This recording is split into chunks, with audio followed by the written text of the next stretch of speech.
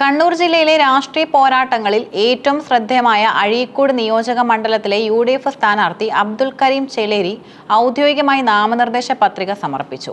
മുസ്ലിം league നേതാവായ അദ്ദേഹം വരണാധികാരിയായ deputy collector AK Aneesh മുമ്പാകെയാണ് പത്രിക നൽകിയത്. വരാനിരിക്കുന്ന നിയമസഭാ തിരഞ്ഞെടുപ്പിന്റെ ആവേശം കണ്ണൂരിൽ ഇതോടെ കൊടുമുടിയിലെത്തിയിരിക്കുകയാണ്. പത്രിക സമർപ്പണത്തിന് മുന്നോടിയായി അതീവ ഭക്തിനിർഭരമായ ചടങ്ങുകളാണ് നടന്നത്. ബഫാക്കി തങ്ങൾ സ്മാരകത്തിലെത്തി പ്രാർത്ഥന നടത്തിയ ശേഷമാണ് അദ്ദേഹം സ്ഥാനാർത്ഥി പര്യടനത്തിന് തുടക്കം കുറിച്ചത്. തുടർന്ന് കണ്ണൂർ ജില്ലാ കോൺഗ്രസ് കമ്മിറ്റി ഓഫീസിലെത്തിയ അദ്ദേഹത്തെ UDF പ്രവർത്തകർ ആവേശത്തോടെ സ്വീകരിച്ചു.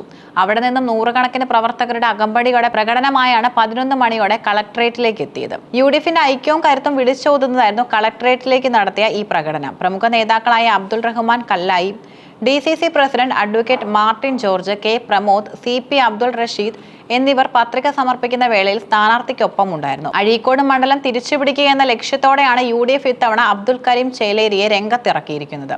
വരും ദിവസങ്ങളിൽ മണ്ഡലത്തിൽ പ്രചാരണം കൂടുതൽ ശക്തമാകുമെന്നും ഉറപ്പിക്കാം.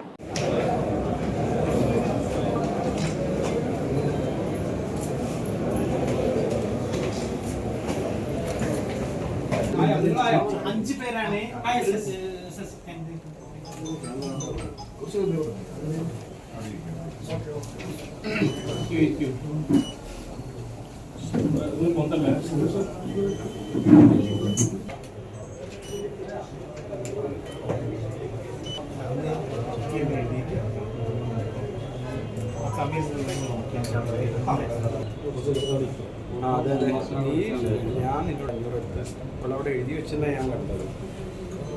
ബുക്കിൽ ഞാൻ പറഞ്ഞില്ല എന്തിനാ ക്യാഷ് കൊടുത്തത്, ക്യാഷ് വെച്ച് തള്ളാൻ പാടില്ല.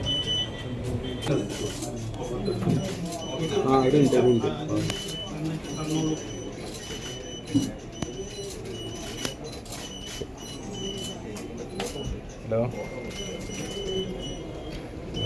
എന്താണ് വിശേഷം?